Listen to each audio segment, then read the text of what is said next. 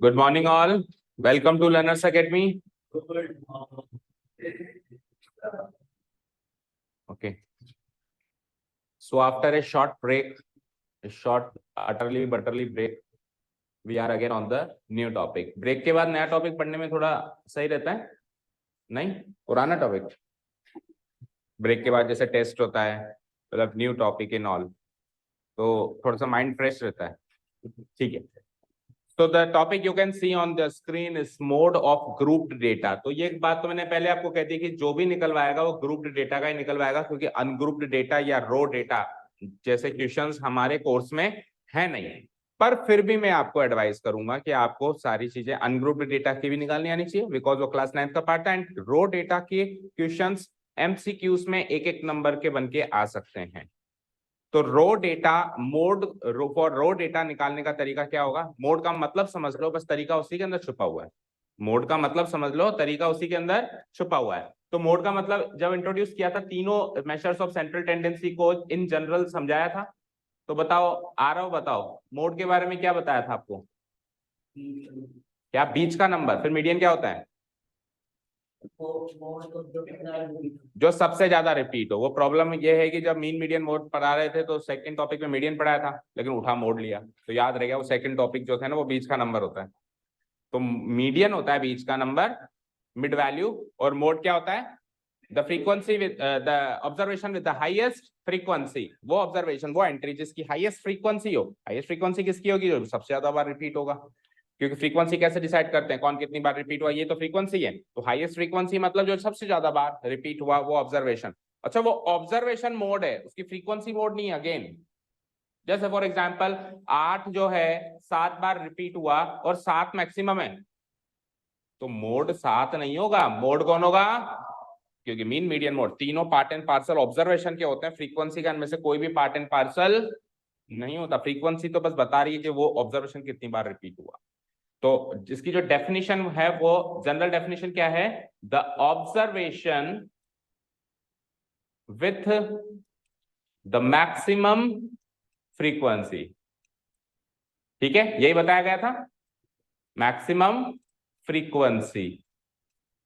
So again you can see mode is that observation and not the frequency. Mode is that observation which is having the maximum frequency. Is this clear? और इसको denote कराने का जो letter है वो है capital Z. Capital Z, कहीं पर भी स्टैटिस्टिक्स की भाषा में कैपिटल Z का मतलब क्या होता है? मोड. हर एक ब्रांच ऑफ मैथमेटिक्स में अलग अलग लेटर्स का अलग अलग मीनिंग है. लाइक नंबर्स की दुनिया में Z का मतलब होता है इंटीजर्स. क्या होता है? Integers. Like complex number next year पढ़ोगे, उसमें Z का मतलब होता है कॉम्प्लेक्स नंबर. तो यहाँ पे स्टैटिस्टिक्स की ब्रांच ऑफ मैथमेटिक्स में Z का मतलब क्या है? Mode. Okay, is this thing clear to you? तो स्टार्ट करें टॉपिक. ये हेडिंग डाल लिया आपने, तो सबसे पहले एक बेसिक जनरल अंडरस्टैंडिंग. तो मोड के बारे में हम लिखेंगे. सबसे पहली लाइन ही उसके अंदर बहुत कुछ बता देती है हमको. एंट्री. एंट्री का मतलब वही observation. If you want you can write entry oblique observation, अगर कंफ्यूजन है तो. Entry oblique observation which repeats the most, जो सबसे ज्यादा बार रिपीट हुई उस एंट्री को मोड कहेंगे. या फिर स्टैटिस्टिकल लैंग्वेज में या मोर ऑफिशियल लैंग्वेज में या मोर डेफिनेशन देने वाली लैंग्वेज में बात करें तो entry observation with the maximum frequency. ये नोट हो गया?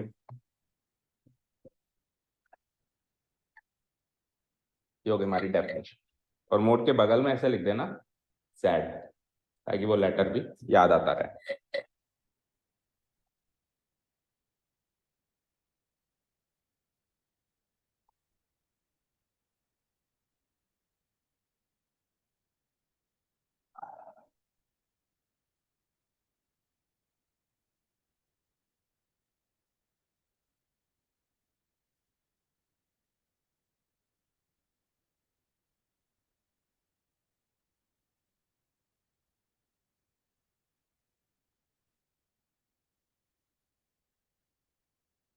ठीक है, हो गया यहां तक नोट डाउन? चलें. तो वैसे तो टॉपिक का नाम ही क्या है? Mode for grouped data. But फिर आपका लर्नर्स एकेडमी में आने का फायदा ही क्या हुआ? So first of all we will discuss it with ungrouped data. In case ungroup data का एक नंबर का क्वेश्चन आपके एमसीक्यूज में आ जाए तो क्विकली कैसे हम डिसाइड करेंगे, ठीक है। तो let us take an example for ungrouped data, या अनग्रुप्ड डेटा ना लेकर मैं रो डेटा ले लेता हूं। अनग्रुप्ड डेटा और ग्रुप डेटा में तो क्या डिफरेंस है वो जब क्वेश्चन आएगा उसी में बता देंगे। ग्रुप डेटा में क्या होता है, क्लास इंटरवल गिवन होती है। अनग्रुप क्लास इंटरवल से हम क्या बनाते हैं, क्लास मार्क बनाते हैं। ऐसे मानो अनग्रुप डेटा में ऑलरेडी क्लास मार्क बनाया गिवन होता है, क्लास इंटरवल से क्लास मार्क बनाने की जरूरत नहीं होती। ऑब्जर्वेशन गिवन होता है 14, 15, 16, 17 और उसमें जो है इंटरवल्स में गिवन होता है 10 से 15, 15 से 20। तो हम अनग्रुप्ड ग्रुप को भी अनग्रुप में चेंज करते ही है ना क्लास मार्क बना के। तो इतना सा डिफरेंस है। क्लियर, सॉरी, रो डेटा के लिए कैसे मोड निकालेंगे वो देख लो एक बार रफली। ओके, तो जैसे वो एग्जांपल लिया था हमने, 15 मार्क्स का एक टेस्ट पेपर कंडक्ट हुआ, तो कुछ 10-20 बच्चों के जो मार्क्स आए एक बार लिख देते हम। 17, सॉरी 15, 20 में से नहीं है, 15 में से 13, 14, वैसे आते नहीं आपके मार्क्स, 12, 11, फिर 11, 10, ये जो बोल रहा है उसके 0, जो भी बोला था उसके 0, 15, फिर वापस 15, 10, 8, कहते हैं कि है ना दिन में 24 घंटे में एक बार कौन सी देवी है, सरस्वती देवी, सरस्वती देवी जीप पे आके बैठ जाती, जो बोलते हैं सच हो जाता है। तो सोच समझ के बोलो, पहले तोलो फिर बोलो। 2, 3, 4, 5, 6, 7, 8, 9, 10, 11, 12, 13, फिर 8, 11, 15, 20, फिर आ जाओ आप 9, 1, 2, 3, 4, 5, 6, 7, 8, 9, 10, 11, 12, 13, 14, 15, 16, 17, 18 हुआ है। तो 5 और 6 हो गए 20 स्टूडेंट्स के ये मार्क्स। तो ये this is raw data, this is raw data जो क्लास 9th में जिससे हम डील करते थे। इस रो डेटा में अगर आपसे कह दिया जाए कि बेटा इसका मोड निकालो, क्या निकालो, मोड, तो मोड की डेफिनेशन अगर आपको याद है तो आप कहोगे सर इतना सरल काम क्यों देते हो, थोड़ा तो मुश्किल काम। ठीक है, अब मोड की डेफिनेशन क्या है बताओ। Entry which repeats the most, जो एंट्री सबसे ज्यादा बार रिपीट हुई है वही हमारा आंसर है, दैट इज इट। बस डेफिनेशन याद होनी चाहिए, ठीक है ना। तो कौन सी एंट्री है जो सबसे ज्यादा बार रिपीट हुई, 1, 2, 3, 4। तो 8 जो है वो 4 बार रिपीट हुआ है, लगातार भी हुआ है, लगातार हो या ना हो वो फर्क नहीं पड़ता, बट ठीक है लगातार हुआ है। तो जो 8 है 4 बार रिपीट हुआ है, तो मेरा मोड 8 होगा या 4 होगा, एंट्री लिखनी है उसकी फ्रीक्वेंसी नहीं, तो 4 तो उसकी फ्रीक्वेंसी है ना, ऑब्जर्वेशन खुद तो 8 है ना, तो ऑब्जर्वेशन लिखना है अपने को।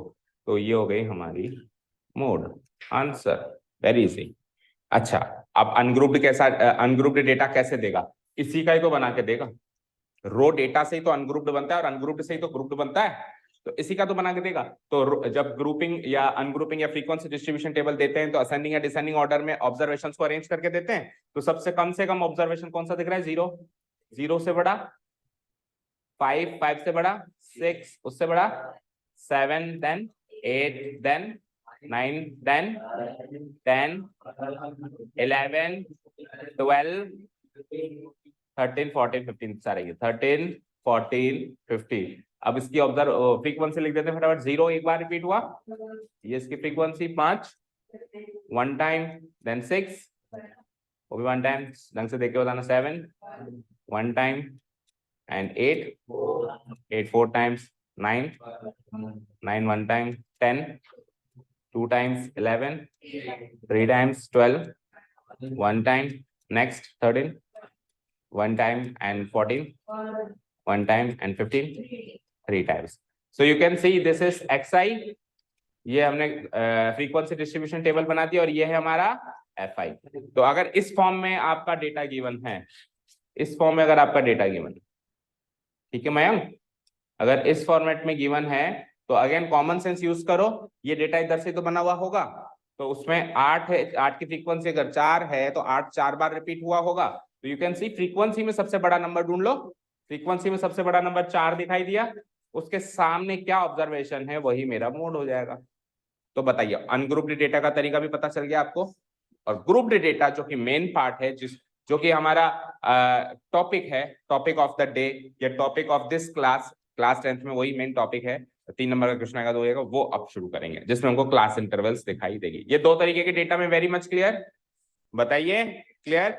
एक और काम कर सकते हो, मान लो रो डेटा ज्यादा क्वांटिटी में, जैसे 20 स्टूडेंट्स का था, मान लो 50 स्टूडेंट्स का है। कितने स्टूडेंट्स का है?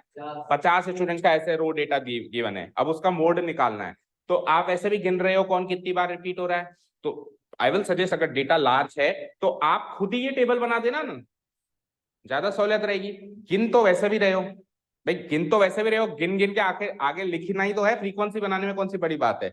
तो अगर आप खुद ये डेटा बना दोगे तो आपको साफ साफ दिखाई देगा कौन मैक्सिमम टाइम रिपीट हो रहा है, उसमें गलती होने के चांसेस भी कम हो जाएंगे। कैसे? आप फ्रीक्वेंसी का टोटल लगा दोगे, वो टोटल नंबर ऑफ स्टूडेंट से मैच हो गया, तो आपका मतलब, इसका मतलब ये है कि आपने हर एक एंट्री को काउंट किया है, किसी को 2 बार काउंट नहीं किया और कोई एंट्री छूटी भी नहीं है आपसे, तो ये भी क्रॉस वेरीफाई हो जाए। और अगर इतना सा डेटा है 10-20 स्टूडेंट्स जो कि उंगलियों पे काउंट हो सकता है, तो आप डायरेक्ट भी कर सकते हैं। ठीक है, कुल मिला के कहने का मतलब ये है, रो डेटा से अनग्रुप डेटा और अनग्रुप डेटा से ग्रुप डेटा में कन्वर्जन करना आपको आना चाहिए as a student of statistics.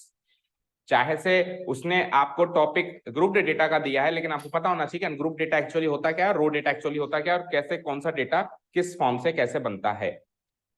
ठीक है, ठीक है ना। चले नेक्स्ट, इसका टोटल भी लगा लो, 20 आ रहा है, 2 3 4 8 9 11 13 14, ठीक है 20 n इक्वल टू 20। चले नेक्स्ट, तो फाइनली जो इस साल का हमारा टॉपिक है मोड फॉर ग्रुप डेटा, उसकी हेडिंग डालो। एक फॉर्मूला सीखेंगे, ये यूं कहूं रटवाएंगे, सरल सा formula, and then we will start questions. सबसे सरल टॉपिक है आपका मोड पूरे स्टैटिस्टिक्स में। ग्रुप्ड फ्रीक्वेंसी डिस्ट्रीब्यूशन टेबल के लिए कैसे हम मोड निकालेंगे, दिस इज फॉर दिस।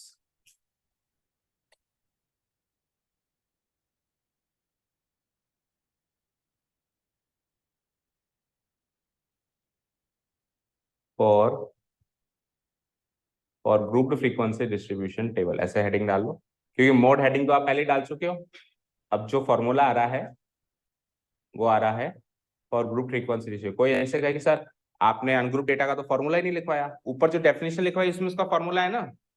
आपने मोड की डेफिनेशन क्या लिखी है? विच रिपीट्स द मोस्ट, तो उसमें उसका रो डेटा का फॉर्मूला है। अब ग्रुप डेटा के लिए हम उसका फॉर्मूला डिस्कस करने वाले हैं। क्या? F0 नहीं, F0, इट इज F0।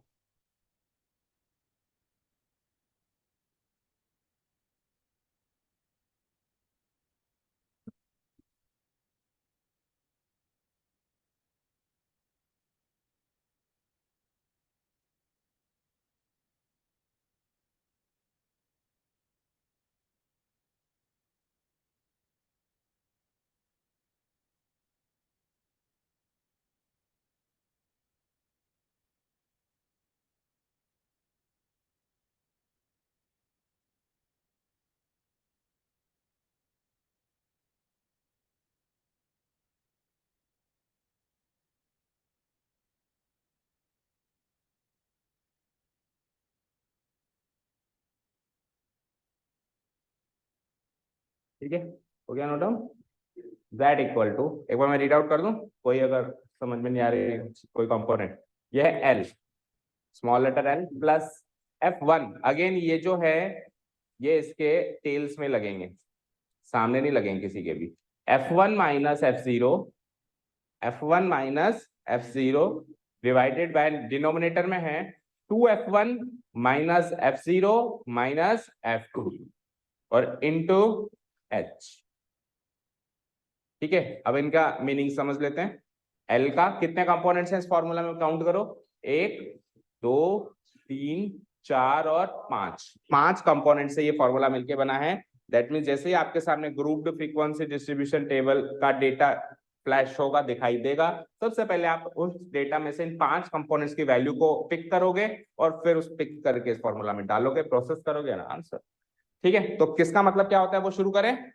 ठीक है, तो देखो जैसे ही हमारे सामने ग्रुप्ड फ्रीक्वेंसी डिस्ट्रीब्यूशन टेबल का डेटा आएगा, सबसे पहले मोड निकालने से पहले हम मॉडल क्लास निकालेंगे। क्या कहा मैंने? मोड निकालने से पहले हम क्या निकालेंगे, मॉडल क्लास। यानी कि कहने का मतलब यह है वो क्लास इंटरवल पिक करेंगे जिस क्लास इंटरवल से मोड को उठाया जाना है। बहुत सारी क्लास इंटरवल्स हैं, अब जैसे 0 to 10, 10 to 20, 20 to 30, 30 to 40, 40 to 50, 5 है। तो हमारा मोड इन क्लास, कौन से क्लास में से, जैसे पूरा स्कूल है, स्कूल में से किसी बच्चे को पिक करना है तो पहले तो सोचो कौन सी क्लास में पढ़ता है, फिर क्लास में जाकर उसको पिक करेंगे ना, तो वो स्कूल हो गया पूरा, उसमें बहुत सारी क्लास इंटरवल्स हैं। तो वो जो हमारा मोड, जो हमको रिक्वायर्ड डेटा चाहिए, वो कौन सी क्लास इंटरवल में है वो सोचना है। वो सोचेंगे तो उस क्लास इंटरवल को क्या कहते हैं, मॉडल क्लास। तो पहले डिसाइड करेंगे मॉडल क्लास कौन सी है, फिर मॉडल क्लास के हिसाब से ये कंपोनेंट्स डिसाइड होंगे 5। अब मॉडल क्लास कैसे डिसाइड करें, वेरी इजी। मॉडल क्लास, जिस क्लास की फ्रीक्वेंसी सबसे ज्यादा वो मॉडल क्लास है, ठीक है ना। क्योंकि कॉमन सेंस कि मोड क्या होता है, वो ऑब्जर्वेशन होता है जो सबसे ज्यादा बार रिपीट हुआ, तो हो ना हो वो ऑब्जर्वेशन उसी क्लास में बैठा होगा जिस क्लास इंटरवल की फ्रीक्वेंसी सबसे ज्यादा है। जैसे मान लो 20 to 30 की फ्रीक्वेंसी है 30 और वो सबसे ज्यादा है, तो हमारा वो मोड, वो बच्चा उस क्लास में कहीं ना कहीं बैठा हुआ है, वही तो उसकी फ्रीक्वेंसी बढ़ा रहा है, वो सबसे ज्यादा बार रिपीट हुआ तभी तो उस क्लास इंटरवल की फ्रीक्वेंसी बढ़ी, ऐसा अज्यूम करके और एक एक्सपेक्टेड फॉर्मूला बनाया गया। तो मॉडल क्लास का मतलब वो क्लास इंटरवल जिसकी फ्रीक्वेंसी सबसे ज्यादा, मैक्सिमम फ्रीक्वेंसी वाली क्लास इंटरवल को पिक करो, उसका नाम दे दो भैया तू है मॉडल क्लास, अब तेरे से हम मोड लेने वाले हैं यूजिंग दिस फॉर्मूला, ठीक है। तो वेयर एल का मतलब होता है lower limit of the modal class. अब मॉडल क्लास क्लास का क्या मतलब होता है ये मैं बता चुका हूं, तो इसमें कंफ्यूजन नहीं है। मॉडल क्लास पहले पिक हो जाएगी और उसकी लोअर लिमिट को, हर क्लास की 2 लिमिट्स होती हैं, lower limit and upper limit. जैसे 10 to 20, तो 10 तो उस क्लास की लोअर लिमिट है एंड 20 उस क्लास की अपर लिमिट है, तो एल बोले तो lower limit of the modal class. फिर आ जाओ, सेकंड कंपोनेंट आता है F1, frequency of the modal class. उस मॉडल क्लास की कुछ फ्रीक्वेंसी भी गिवन होगी FI कॉलम में, ठीक है। ये 2 चीजें क्लियर हुई, ठीक है। F1 तक तो ठीक था सर, F0 और F2 क्या है, तो देखो बड़ा आसान सा तरीका है इसको याद रखने का। देखो इधर स्क्रीन पे देखेंगे सब लोग, 1 जो है वो 0 जो है वो 1 से पहले आता है और 2 जो है वो 1 के बाद में आता है। तो F0 हो जाएगी frequency of the class preceding the modal class, model class से जस्ट ऊपर वाली क्लास की फ्रीक्वेंसी। देखो F1 तो बेस हो गया मॉडल क्लास की फ्रीक्वेंसी, 0 1 से पहले आता है ना, तो F0 हो गई मॉडल क्लास से पिछली क्लास की फ्रीक्वेंसी जो भी गिवन है, और F2 हो गया मॉडल क्लास से अगली क्लास की फ्रीक्वेंसी। दैट मींस आपको क्लास इंटरवल्स में 3 क्लास इंटरवल से डील करना होगा। एक तो एग्जैक्टली जिसकी फ्रीक्वेंसी ज्यादा है, जिसको मॉडल क्लास का नाम दे दिया गया, एक क्लास उससे ऊपर वाली जिसको प्रीसीडिंग मॉडल क्लास कहेंगे, एक क्लास उससे अगली वाली जिसको सक्सीडिंग मॉडल क्लास कहेंगे, ठीक है। तो F0 तो हो जाएगा उस प्रीसीडिंग मॉडल क्लास की फ्रीक्वेंसी, F2 हो जाएगा सक्सीडिंग मॉडल क्लास की फ्रीक्वेंसी। ये चीज समझ में आई क्या, अच्छे से समझ में आई। तो आप ऐसे अरेंज कर सकते हो, देखो F0 पहले, देन F1, देन F2। देखो तो एक बार फिर से स्क्रीन में, F0 F1 F2।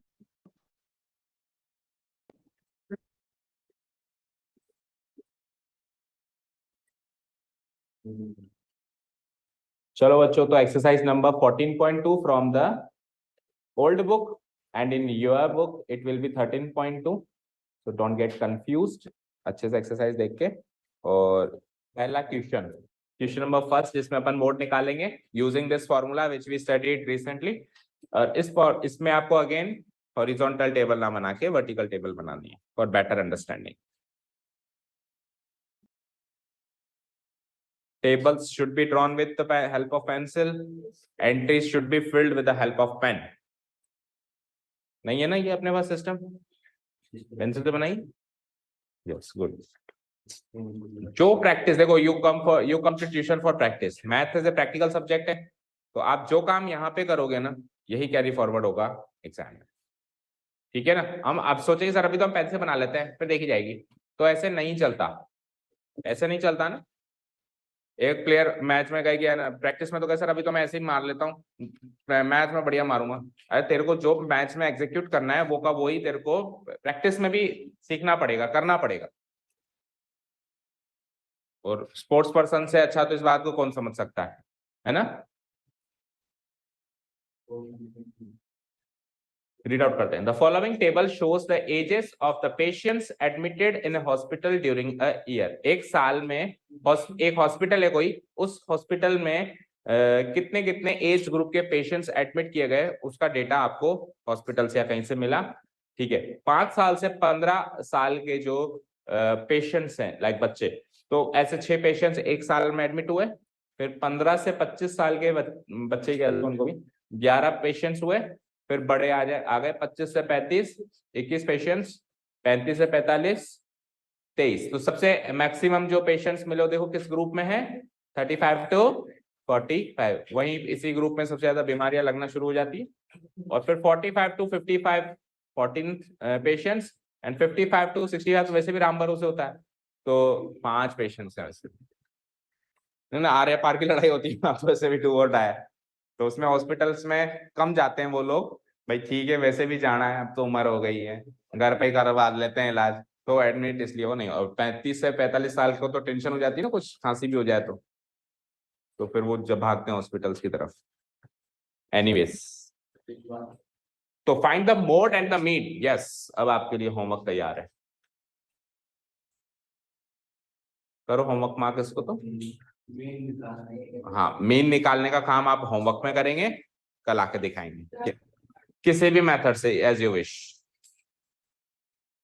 ये जो टेबल बनाई है उसमें भी कर सकते हो ऑब्वियसली, लेकिन फिर टेबल बहुत ज्यादा बड़ी ना हो जाए, वो आप देख लेना। अभी अपन एक बार पहले मोड निकालते हैं, फिर डिस्कस करते हैं कि कितनी वैसे तो मोड निकालने में कोई कॉलम बनता ही नहीं है, बस ये 2 ही कॉलम है, यही हमारा जो ये 2 कॉलम दिख रहे हैं यही बस टेबल है हमारी, एक्स्ट्रा कॉलम बनाने की जरूरत नहीं है। मीडियन निकालने में 1 कॉलम एक्स्ट्रा बनेगा, इसमें तो एक भी नहीं बनेगा, और मीन निकालने तो जो बनते थे आपने देख ही लिए। तो आप चाहो तो इसी टेबल के आगे कुछ कॉलम सेट करके मीन के प्रोसेस भी उसमें शुरू कर सकते हो इफ यू वांट, नीचे बस फॉर्मूला लगा देना।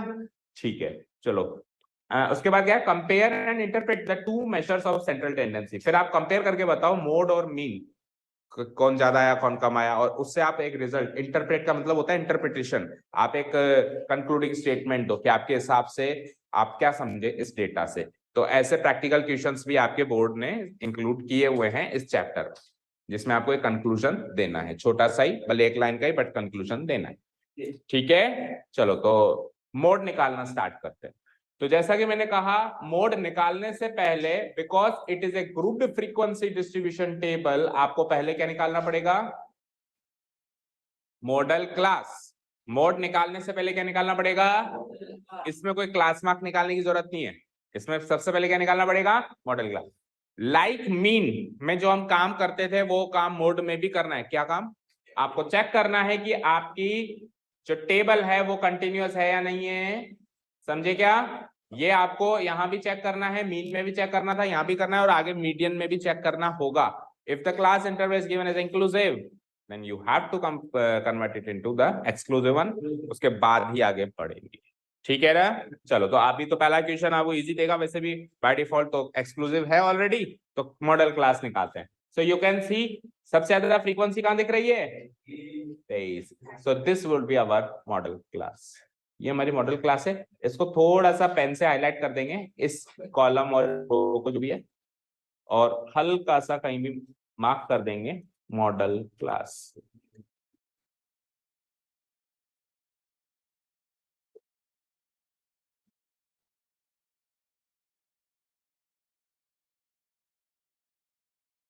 मॉडल क्लास इस टेबल के अंदर भी हल्की सी मार्क कर देंगे, ठीक है।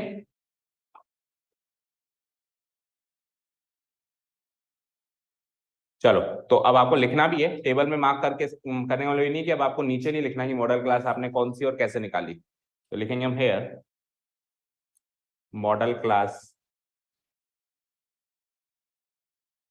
That is the class with maximum frequency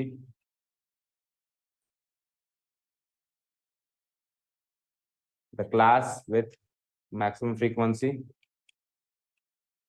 is 35 to 45. The class with maximum frequency is 35 to 45.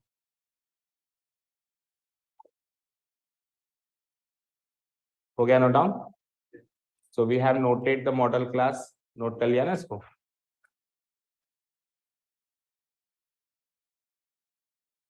अब इस मॉडल क्लास के बेसिस पे 5 कंपोनेंट्स लिखेंगे, ठीक है। शुरू करें लिखना।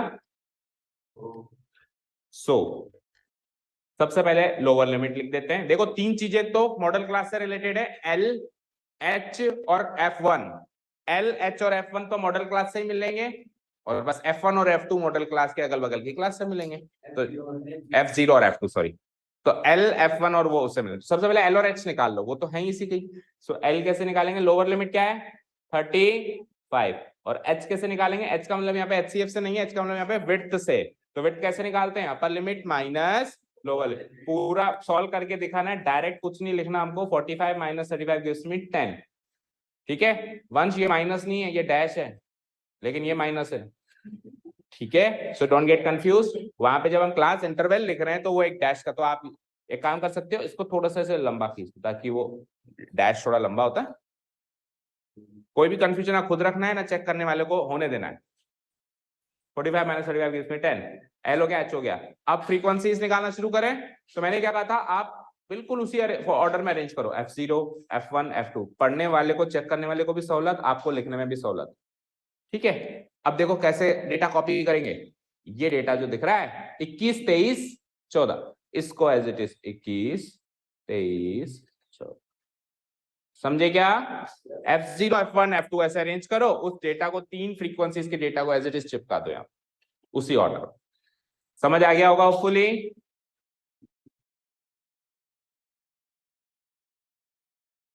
ठीक है, ये तो है हमारे बेस फ्रीक्वेंसी यानी मॉडल क्लास की फ्रीक्वेंसी, ये प्रीसीडिंग क्लास की फ्रीक्वेंसी, और ये सक्सीडिंग क्लास की फ्रीक्वेंसी, जिसको अपने नोट कर लिया। ठीक है, तो अब बस फॉर्मूला लगाना है ना, आंसर निकालना है। ठीक है, नाउ जिस फॉर्म में उसने क्वेश्चन पूछा था, किस फॉर्म में पूछा था बोलना जरा। Mode of the data, mode of the given data that is z, mode of the given data that is capital Z is equal to, formula लगाते हैं L प्लस बोलो आगे। अच्छा, फॉर्मूला तो याद नहीं करवाया ना, फॉर्मूला याद कराने पे फोकस नहीं किया हमने, भूल गए वो पार्ट। अभी इस लिख के याद करवाते हैं। याद हो गया देखो मैं इनको तो।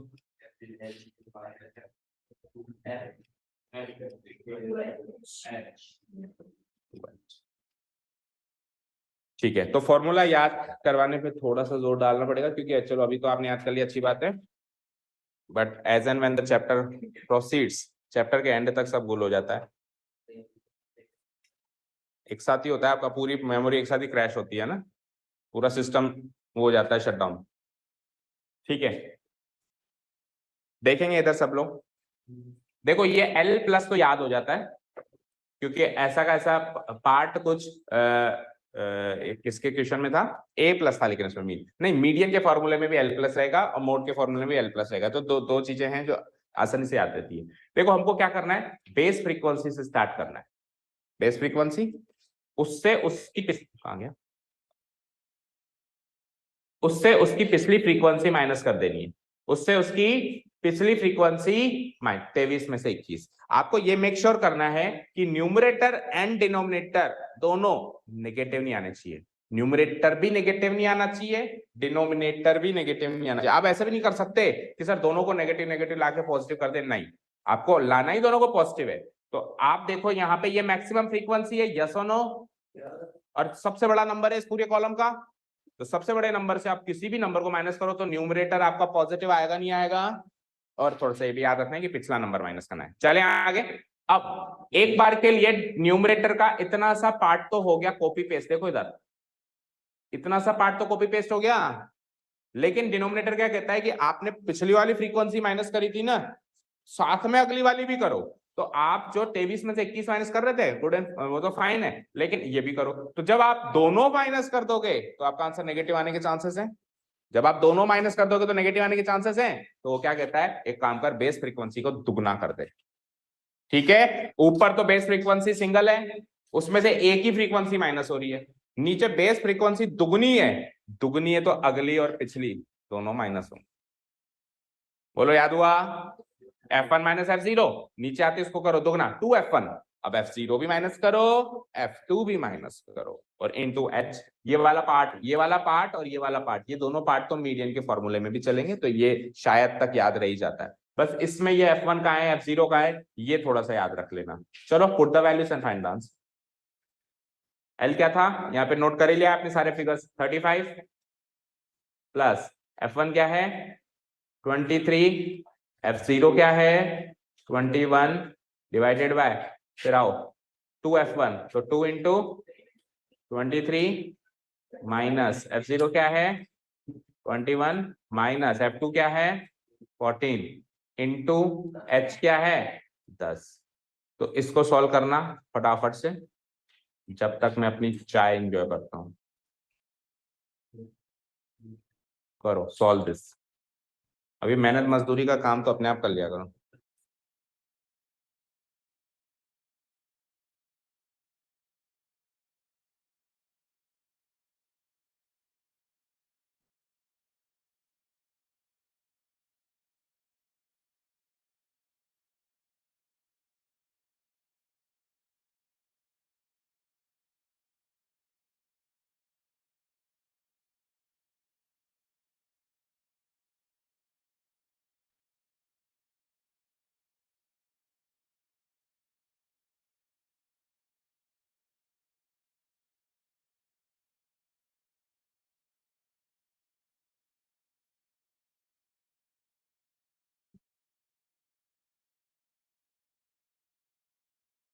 सबसे पहले तो इस फ्रैक्शन को सॉल्व करना अच्छे से। फ्रैक्शन मतलब ये वाला फ्रैक्शन है, इस फ्रैक्शन को अच्छे से सॉल्व करना, ये इनटू करना प्लस करना ये बाद में करना। इस फ्रैक्शन को अच्छे से सॉल्व करो। 35 इंटू 23 माइनस 21 gives me 2। नीचे क्या आ रहा है 46 माइनस 2 इंटू 23 gives me 46। 46 में से 21 गया तो 25, 25 में से 14 गया तो 11, यस, इंटू व्हाट 10। अच्छा मोड का आंसर करीब करीब आपको डेसिमल में, ये इंटू गलत दे दिया मैंने। मोड का आंसर करीब करीब आपको डेसिमल फॉर्म में मिलने के चांसेस रहेंगे, क्योंकि टॉपिक आसान है तो कैलकुलेशन थोड़ी मुश्किल रहती है।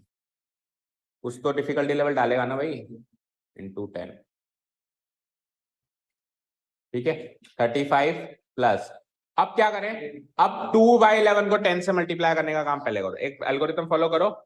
20/11, अब क्या करें, अब 20/11 को डेसिमल फॉर्म में चेंज करो और फिर लास्ट में जाके 35 से ऐड करो, बिल्कुल लास्ट में जाके 35 से ऐड करो, ठीक है ना। ऐसा मत करो कि एलसीएम ले लिया यहाँ पे, वो ज्यादा कैलकुलेटिव हो जाएगा आपके लिए, क्योंकि देखो ये छोटा फ्रैक्शन है, अगर आपने एलसीएम ले लिया तो फ्रैक्शन बड़ा हो जाएगा, तो छोटा डिवाइड करने में मजा आएगा कि बड़ा, तो कर ले फिर एलसीएम बड़ा। 20/11 को सॉल्व करो, 11 बन जा 11, क्या बचा रिमाइंडर 9, 9 से 90 को सॉल्व करेंगे तो पॉइंट लगा दो, तो 11 8 जा 88, 90 में से 88 गया तो 2 बचा, 2 से वापस 20 तो फिर 11 बन जाए 11, और बस 2 डेसिमल प्लेस में लिख दोगे तो सफिशिएंट है। अप्रॉक्स लगा देना आगे, जोड़ना जरा, 35 में एक जोड़ा तो 36.81, क्या था ये ईयर्स, देखो एज इन ईयर्स है ना, तो यूनिट भी जरूर लगाना है, ईयर्स अप्रॉक्स। यानी कि जो पेशेंट्स जिस एज के सबसे ज्यादा पेशेंट्स वहां पे एडमिट हुए, वो एज क्या थी, लगभग 37.5 साल, 36.81, लगभग 37 ईयर्स के पेशेंट्स वो पेशेंट्स थे जो सबसे ज्यादा वहां पे एडमिट हुए। मोड का मतलब सबसे ज्यादा रिपीट होने वाली फ्रीक्वेंसी, ठीक है। और ये जो मोड है, one more thing and the most important thing, how will you verify or identify whether your answer is correct or not.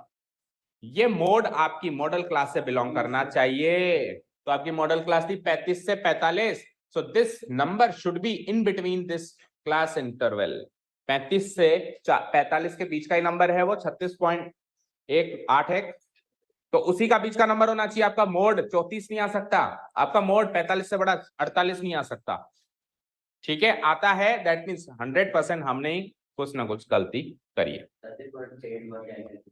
36.81 years approx, 36.81 years approx, match the answer. ज्यादा 82 हो जाएगा, 81 नहीं है। कर दूं डिलीट? बोलो। ठीक है, अब क्विकली एक क्वेश्चन और करके बताओ and then you are free for today. अभी एक क्वेश्चन अभी करके बताओ। क्वेश्चन नंबर 2, मोड निकालो सब लोग अपने आप, टेबल बनाओ, डेटा लगाओ, फॉर्मूला लगाओ, आंसर निकालो। अब भी करना है। घर पे क्या होता है संडे के दिन? क्यों कर रही है उससे बात करती है क्लास में?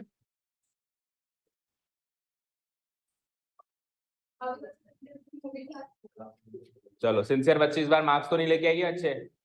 I am disappointed with the sincere बच्ची एंड शी विल कवर। उसका भरपाई करनी है आपको इस टेस्ट में, है ना? टॉप 2 में आना है इस बार। टॉप किसने किया? अहद, कॉन्ग्रेचुलेशंस। Not available, absent. और सेकंड कृतिका, वेल डन। क्या मनन ने नीचे से किया? थर्ड पे कौन है? तो बेटा टॉप पे भी आएगी क्या? दूसरे तीसरे पे लटके हुए हो? ठीक है ना? नेल बैटिंग कंपटीशन होना चाहिए एंड हेल्दी कंपटीशन होना चाहिए। ठीक है, आप देखते हो फील्ड पे कैसे लड़ते हैं प्लेयर्स एक दूसरे को जान के पीछे, लेकिन मैच खत्म होने के बाद वही हैंडशेक होता है। पर कोई किसी का दुश्मनी, इवन गले भी मिला लेते हैं आजकल तो that type of healthy competition we need. आप लड़ो लेकिन किसी के प्रति वैर भावना ना रखो। You all are players and class 10th board is your world cup final. ठीक है, जिसकी प्रैक्टिस अभी अपन कर रहे हैं। ऑस्ट्रेलिया को मत जिताओ, अपने आप को जिताओ। ऑस्ट्रेलिया तो वो है एग्जामिनर।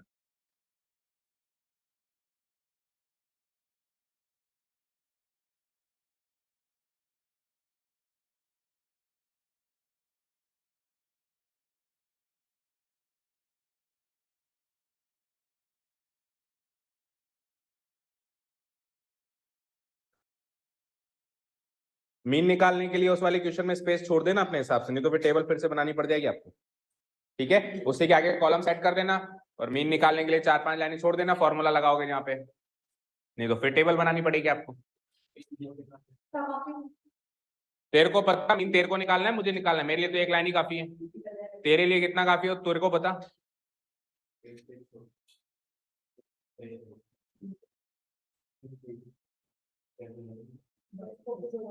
बातें नहीं।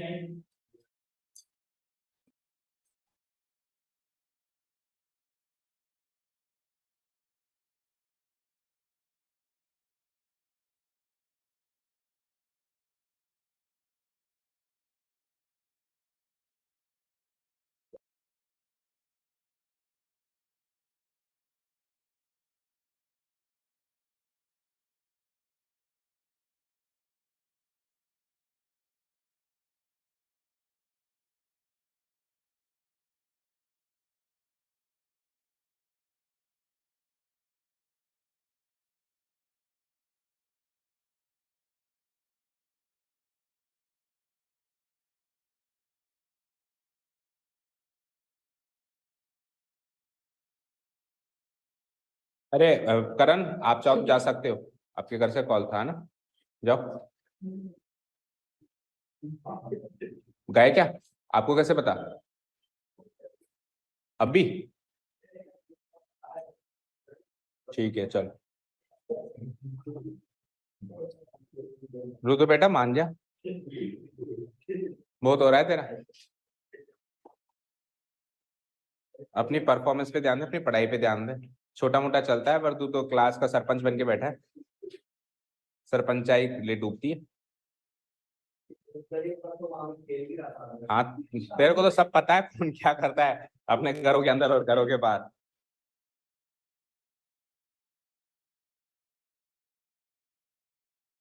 ये सब सारे लोग तेरे पीछे पड़ जाएंगे तू क्या क्या करता है। तू फिर तेरी रिपोर्ट भी आने शुरू हो जाएगी।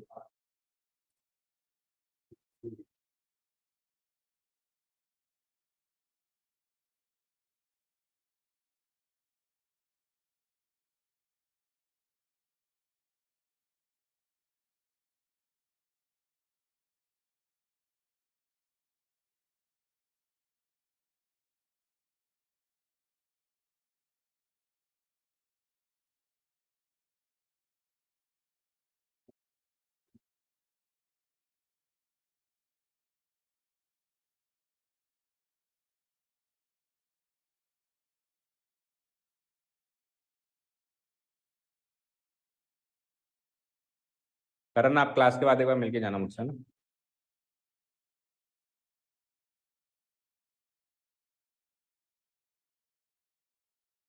और एक सक्षम आप भी मिलके जाना, करण एंड सक्षम।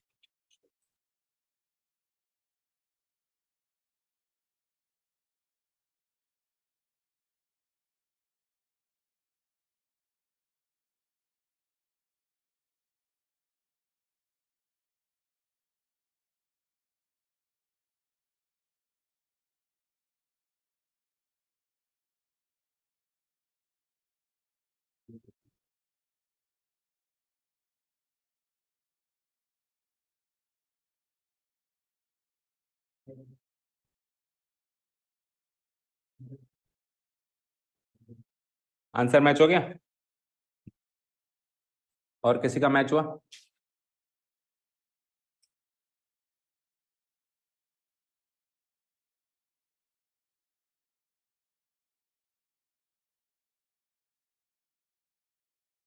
क्या पूछ रहा है? सेट 2 5 कितना होता है?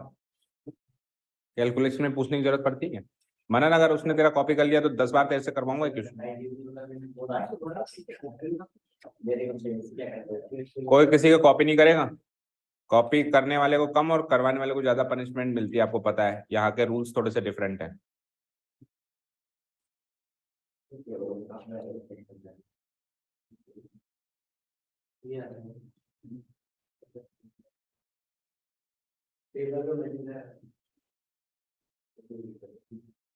टेबल पे मल्टीप्लाई करने वाले को टेबल पे पोछा लगवा के भेजूंगा मैं।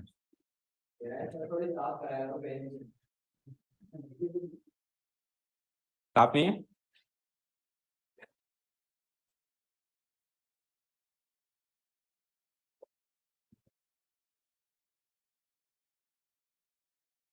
हो गया? एक कौन सा पर्चा डाला है फर्रा अंदर? अच्छा, आंसर की का फर्रा बना रहा है।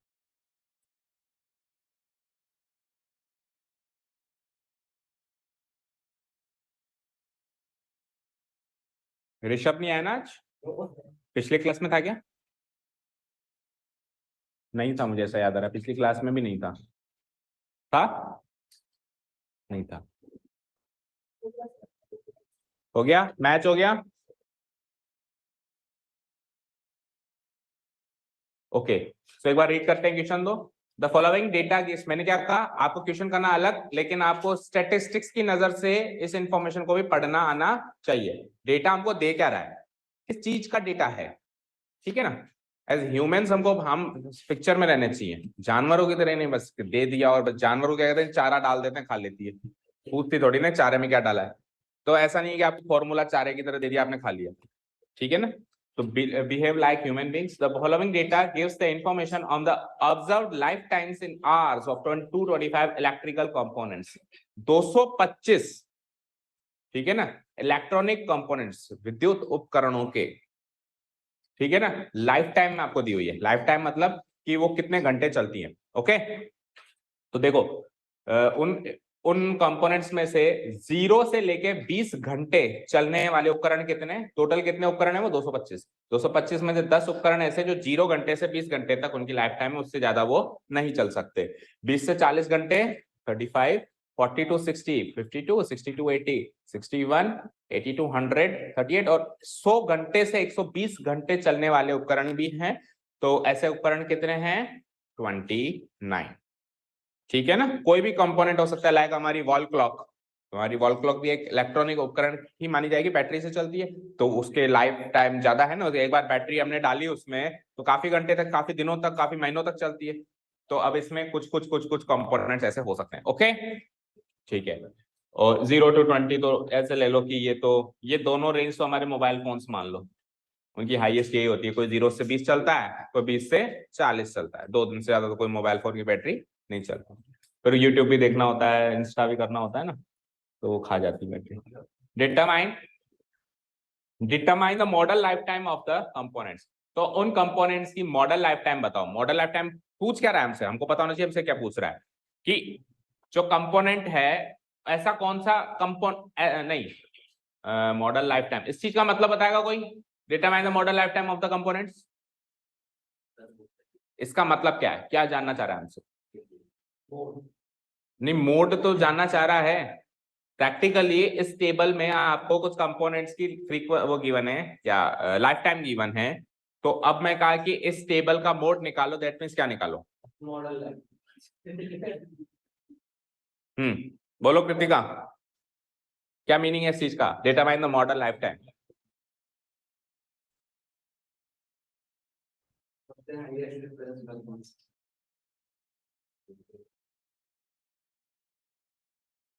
ये सारे कंपोनेंट्स में से सबसे ज्यादा घंटों तक चलने वाले कंपोनेंट्स कितने हैं, ये जानना चाह रहा है आपसे, ऑन एन एवरेज। ठीक है, ज्यादा घंटे, सबसे ज्यादा चलने वाले। तो आप यहाँ पे क्लास इंटरवल में देखो 60 to 80, 60 से 80 घंटे चलने वाले कंपोनेंट सबसे ज्यादा हैं।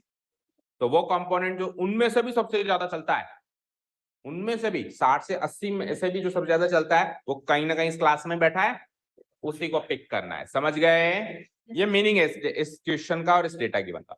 ठीक है, so this is my model class, this is my model class. तो आपने विद प्रॉपर स्टेप्स किया है सारा सब कुछ, एल निकाला, एच निकाला। ठीक है, तो हम अभी डायरेक्ट इसको फॉर्मूला में रखते हैं and we will find the answer. तो model life time of the components that is z is given by the formula L plus, बोलते जाओ।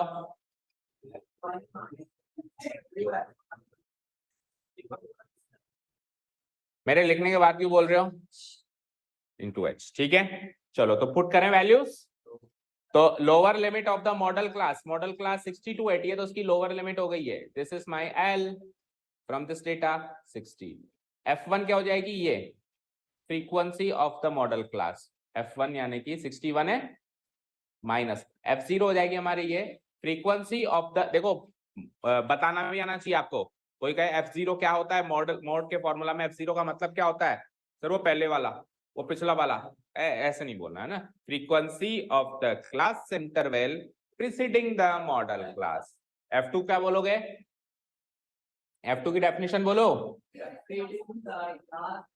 Frequency of the class interval succeeding the modal class, succeeding the modal class. और F1 तो frequency of the modal class, L lower limit of the modal class, H class width of the modal class. तो 61 minus 52, then base frequency का दुगना कर दो, पिछली निकालो, अगली निकालो। अगली कितनी है? 38